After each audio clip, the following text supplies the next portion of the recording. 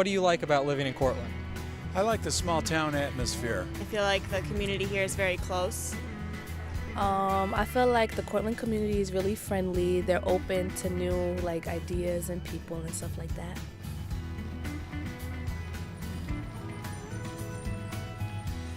Well, they're calling it the once in a century and a half celebration, and it's happening next weekend, the 150th birthday celebration of SUNY Cortland, and celebrating its 150 years as an institution here in Cortland. I'm joined this morning by Fred Pierce, who's the Director of Communications at SUNY Cortland.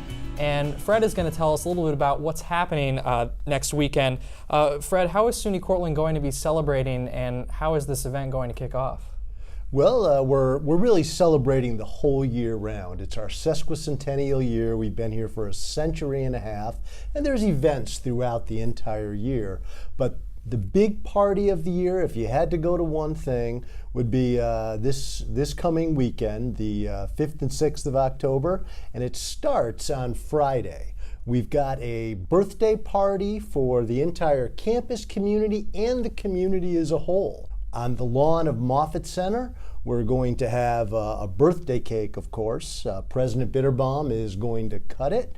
We're going to have members of the Performing Arts Department are going to lead us all in a round of happy birthday for SUNY Cortland.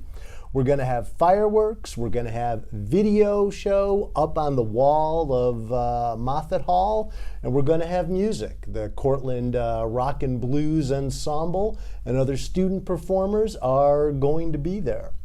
And that is just the beginning, because then at night we have the first of several performances of Annie Get Your Gun by the Performing Arts Department. And the reason that's significant is because it's set in the same time period, 1868, when SUNY Cortland was founded. You mentioned music. I wanted to touch on the fact that part of this celebration is going to be remembering some of the infamous musical acts that came here, in some cases before they got their big shot, like the Beach Boys and some other acts. Oh, absolutely. There's a time period probably between in the late 60s through the 70s and the 80s, when the way that musical groups got known was to perform on college campuses.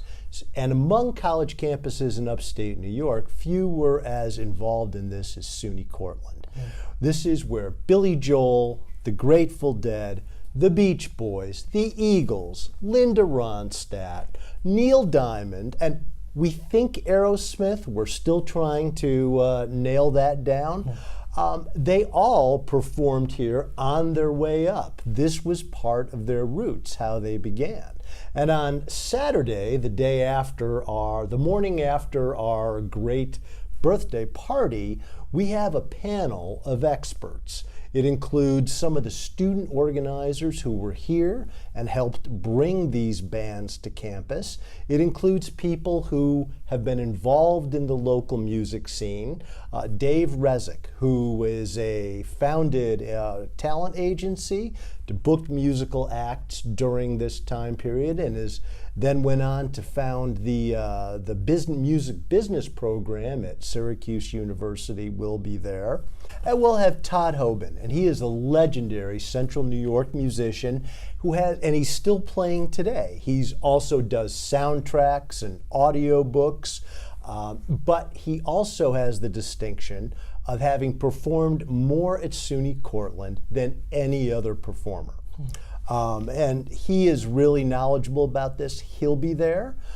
Dave Feinstein, who some people may know as owner of the legendary Hollywood restaurant here in Cortland, is also a great musician who played on campus. He was in the band with Ronnie James Dio, the legendary heavy metal rocker, the man who invented the devil horns that heavy metal people use. Well, he played in that band, he was part of that scene, and he continues to be part of the local music and entertainment scene. He is part of the panel. And it's all going to be moderated by one of our own alums, Dave Frisina, who is a very well-known personality in radio in Syracuse. He is phenomenal. And this is all going to be happening 10 a.m. at Corey Union in the newly renovated ground floor, where we have free coffee, because we figure the night after a big party you have to have free coffee for people. And it also is a precursor to what we have going on later that morning down at the stadium complex, which is a sesquicentennial carnival. This is inflatables, carnival games. We're going to have a spirit booth where people can get their red on before they go out and cheer for the Red Dragon football team, which will be taking on SUNY Morrisville. And it should be in what really amounts to our homecoming game. So we're really hoping for a big turnout, and it is just going to be an amazing weekend. It is, and there's also going to be the Great Cortland Pumpkinfest happening, family weekend, so I'm sure you're expecting a good turnout for this. Oh, we are. We're hoping that because of all that, and we intentionally looked at all the big things that were happening this weekend, and it is also C Club weekend. C Club is our athletic hall of fame. They have their 60th induction ceremony Saturday night. So they'll be in town for this. We expect lots of people. We expect there to be a good time. It's a good time to be in Cortland. It's going to be a really exciting weekend. All right. And if you want to learn more about this event and anything having to do with our year-long sesquicentennial celebration, go to cortland.edu online /150. Cortland.edu /150. You'll see we have photographs, we've got some video, and at the bottom of the page there's going to be events listed. Just click on the one you're interested in and you'll get the information, dates, times, places. Awesome. And we'll put that link in the comments as well. I want to thank this morning's guest, Fred Pierce, Director of Communications at SUNY Cortland. And thank you for joining us this morning, and have a great weekend. Great. Thank you.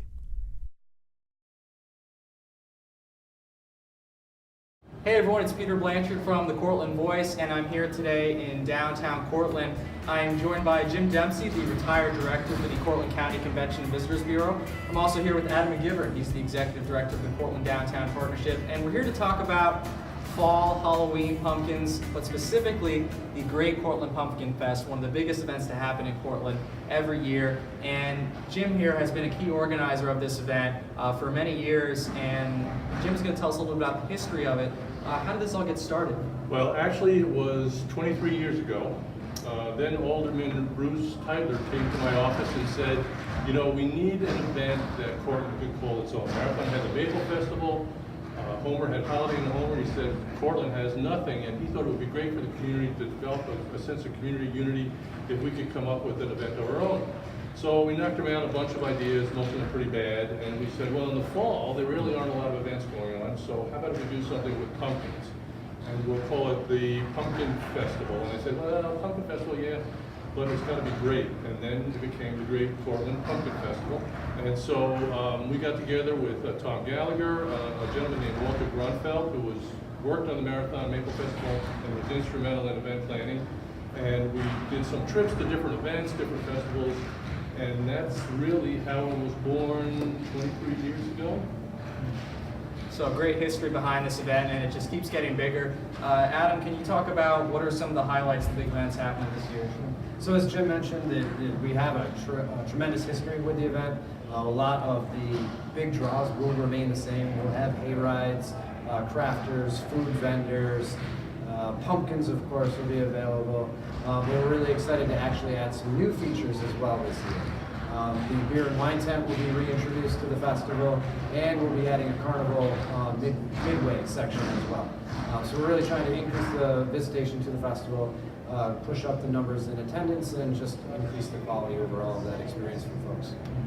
And Jim, of course, this is an event very much community oriented. You get a lot of college folks coming, you also get a lot of locals. But who are some of the people that really make this event a success every year? I think Definitely the volunteers are really the folks that make it a success. I think we use easily over 100 volunteers to help out during the course of the event. And so they're really instrumental in making it happen. Without them, we wouldn't be able to do it. And then obviously we have different committee chairs that work on what they're doing throughout the year. And they put together children's games, entertainment, hay rides, everything that goes along with the festival. And I know I'll miss them if I try and name all of them, but they really make the thing go. And I'd also share with you that this is kind of the changing of the guard. I'm stepping down this year. This is my last year. I'm the last one left from the original committee.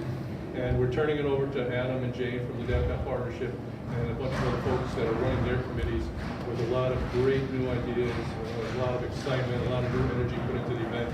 So I'm looking forward to the next couple of years to attending and seeing how successful they are. And anyone who knows Jim knows he's been a big proponent of this event for many years. And Adam, if people want to get involved this year, if they want to donate their time and energy, if they want to learn more, sure, can you tell them?